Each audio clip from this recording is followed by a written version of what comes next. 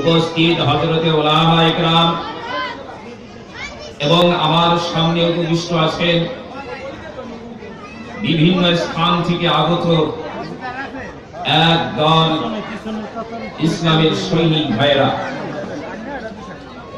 সকলকে আমার অন্তরে অন্তঃস্থল থেকে মোবারকবাদ। এবং এর সাথে সাথে সেই মহান সত্তা আমাদেরকে আজকে এই মাহওয়ালে, জান্নাতি মাহওয়ালে কুরআন ও হাদিসের আলোচনায়, আল্লাহ রাসূলের আলোচনার মজলিসে আসার তৌফিক দান করছেন। এজন্য শুকর আদায় করি, সকলেই বলি আলহামদুলিল্লাহ।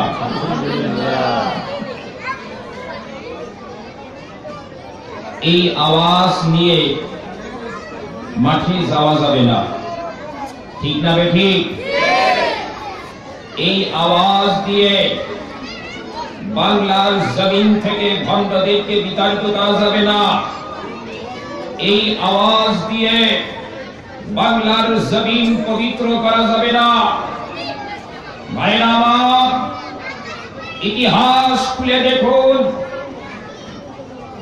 সিলেটের জমিনে যেদিন কৌর গোবিন্দের বাতিল শক্তি মাথাচাড়া দিয়েছিল, অন্যায় অবিচার জুলুম নির্যাতন সেরে বিলাতের দেশ পেয়েছিল, সেদিন হযরত শাহজালাল রহমাতুল্লাহি আলাইহি কৌর গোবিন্দের বাতিল শক্তি বিতাড়িত করার জন্য তাকবীরের ধ্বনি দিয়ে ময়দানে ঝাঁপিয়ে পড়েছিলেন। ভাইরা আমার, যার কারণে কৌর গোবিন্দের বাতিল শক্তি মাথানত করতে বাধ্য ছিল।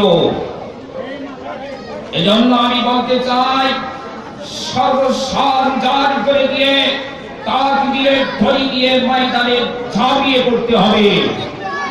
নারায়ে তাকবীর, নারায়ে তাকবীর। কোরআনের আলো ঘরে ঘরে জালো, কোরআন সুন্নাহর আলো, ইসলামের শত্রুরা হুঁশিয়ার সাবধান। এই আওয়াজ নিয়ে মাঠে ঝাঁপিয়ে পড়ে বাতিল শক্তি মাথানত করতে বাধ্য, ঠিক না বেঠিক? ভাইরা আমার,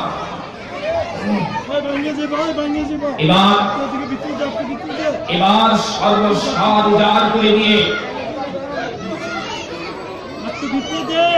সর্বসার উজাড় করে দিয়ে আল্লাহ পাককে আমাদের শুকরিয়ার বাক্য শোনায় দেয়। সকলে বলি আলহামদুলিল্লাহ।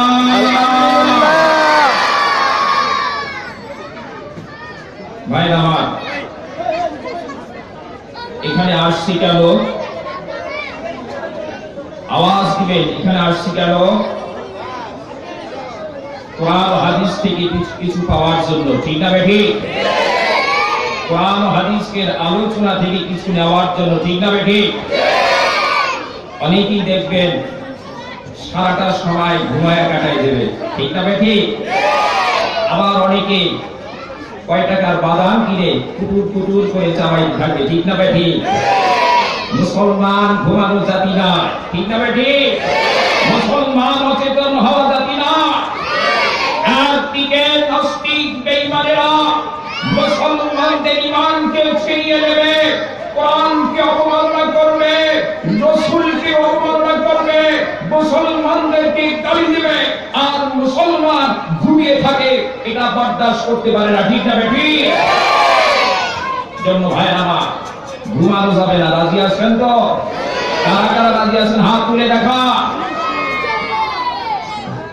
আসলে একটুখানি জিকির করি, লা ইলাহা ইল্লাল্লাহ, জোরে লা ইলাহা ইল্লাল্লাহ, আরো লা ইলাহা ইল্লাল্লাহ, জোরে লা ইলাহা ইল্লাল্লাহ। কণ্ঠ খুলে দেন, আওয়াজ উঁচু করে দেন। লা ইলাহা ইল্লাল্লাহ, জোরে লা ইলাহা ইল্লাল্লাহ।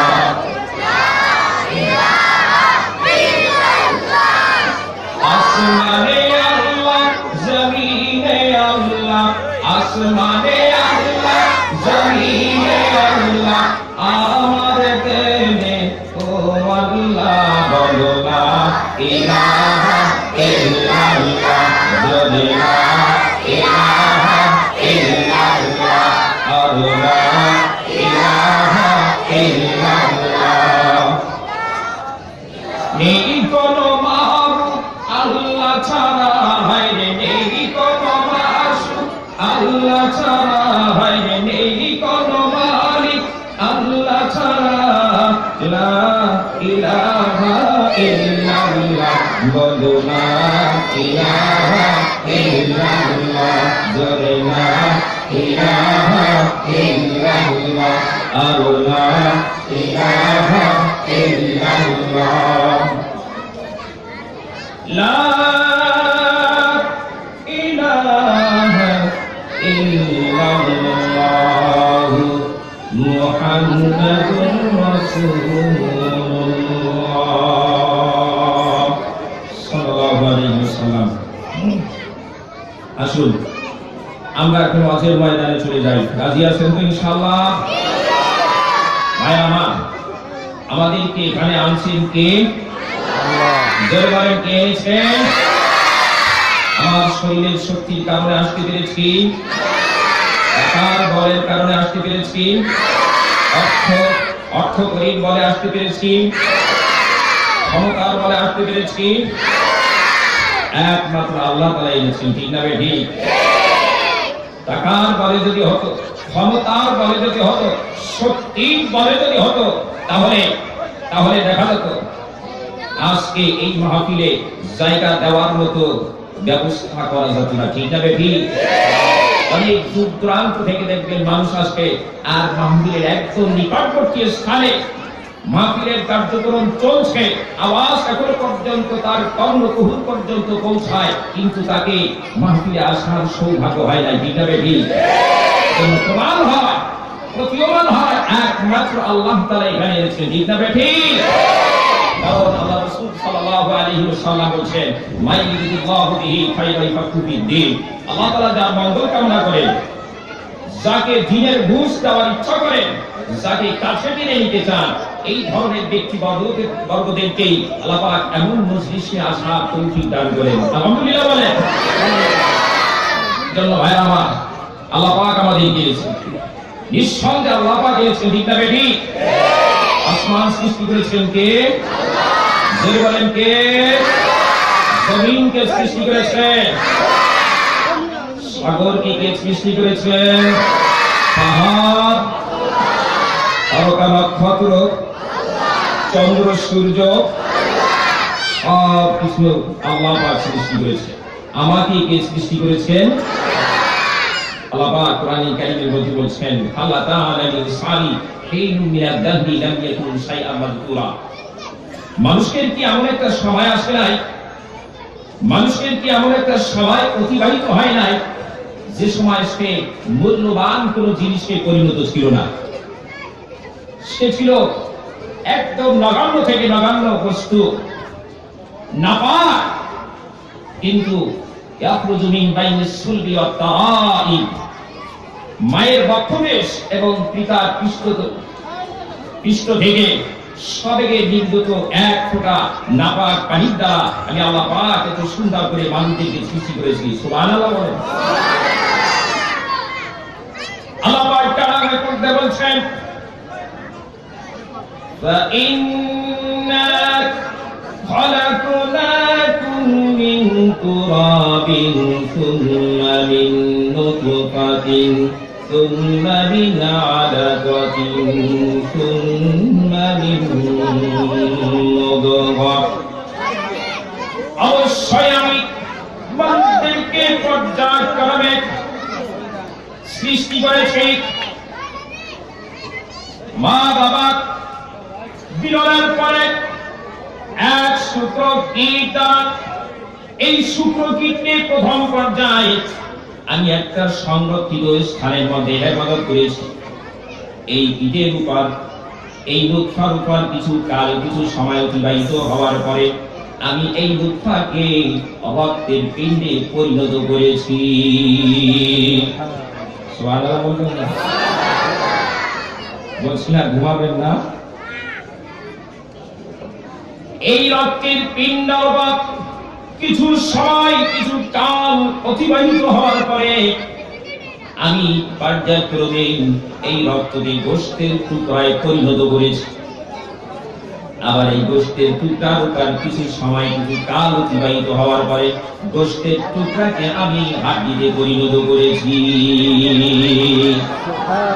আবার এই হাড্ডির উপর কিছু সময় অতিবাহিত হওয়ার পরে 3 শতাধিক হাড্ডি দ্বারা একটা খাঁচা তৈরি করেছি, স্ট্রাকচার তৈরি করেছি, যার পরে ফাঁকা সওদালি জামাল আহমদ গোশত এবং চামড়া দ্বারা সুন্দর করে আবৃত করে দিয়েছি, যার কারণে সুন্দর একটা বাচ্চায় পরিণত হয়ে গেল। কি করেছেন? জোরে বলেন, কি করেছেন? এরপর এই সুন্দর বাচ্চাকে আমি মায়ের দেহের মধ্যে এক এক করে 3 প্রকার অন্ধকারের মধ্যে আমি হেফাজত করেছি। সুবহানাল্লাহ বলে। 3 প্রকার অন্ধকারের মধ্যে নিয়ে আমি হেফাজত করেছি, যেখানে পৃথিবীর কোন বায়ু, দূষিত বায়ু, কোন জীবাণু পৌঁছানোর মতো ক্ষমতা না। আমি সেখানে তার খাবারের ব্যবস্থা করেছি। সুবহানাল্লাহ বলে। মায়ের ঋতুস্রাবকে বন্ধ করে দিয়ে এই বাচ্চা নাভির সাথে আমি অ্যাডজাস্ট করে দিয়েছি, তার সুন্দর করে খাবারের ব্যবস্থা করে দিয়েছি। আবার সন্তান যখন পৃথিবীতে আসবে, ভূমিষ্ঠ হবে, এর 6 মাস পূর্বে আমি মায়ের স্তরের মধ্যে তার খাবার গুদামজাত করে রেখেছি। সুবহানাল্লাহ বলে। কি করেছেন ভাই? আরো জোরে বলেন, কি করেছেন? অনুরোধ করে বলবো, আপনারা একটু সামনে আসলে ভালো হয়।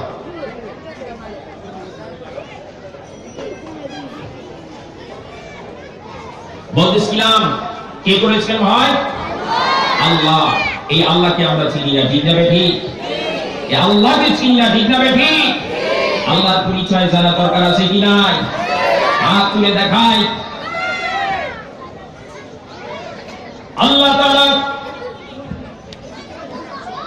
তার নিজের পরিচয়কে ওই সূরা বাকারার মধ্যে আয়াতুল কুরসির মধ্যে সুন্দর করে বলে দিয়েছেন। আল্লাহু লা ইলাহা ইল্লা হুয়াল হাইয়ুল কাইয়্যুম। সুবহানাল্লাহ বলেন। আল্লাহ হলেন তিনি, যিনি এক ও অদ্বিতীয়, লা শারীকা লাহু, যার সাথে কোনো শরীক নাই। ঠিক না ঠিক? কোনো সন্দেহ আছে? যিনি চিরঞ্জীব, চিরস্থায়ী, পূর্বে ছিলেন, এখন আজকে ভবিষ্যতেও থাকবেন। ঠিক না ঠিক? জন্য ভাইরা আমার, আল্লাহর পরিচয় জানার আগে আমাদের জানতে হবে আল্লাহ পাক আছেন কি নাই। ঠিক না ঠিক?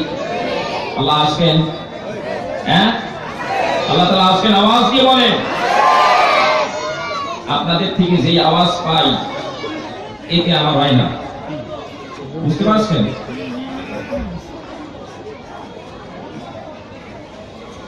আল্লাহ পরিচয় জানতে হবে, আল্লাহ আছেন কি নাই। ভাইরা আমার,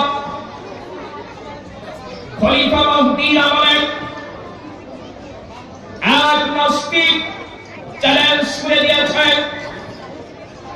আসমান জমিনের মধ্যে আল্লাহ বলতে কেউ নাই, যা কিছু হয় সব কিছু প্রকৃতির লীলা খেলা। মানুষ শুধু একটা সত্যির পিছনে নিজেদেরকে আবদ্ধ করে রেখেছে। আল্লাহ বলতে আসমানের নিচে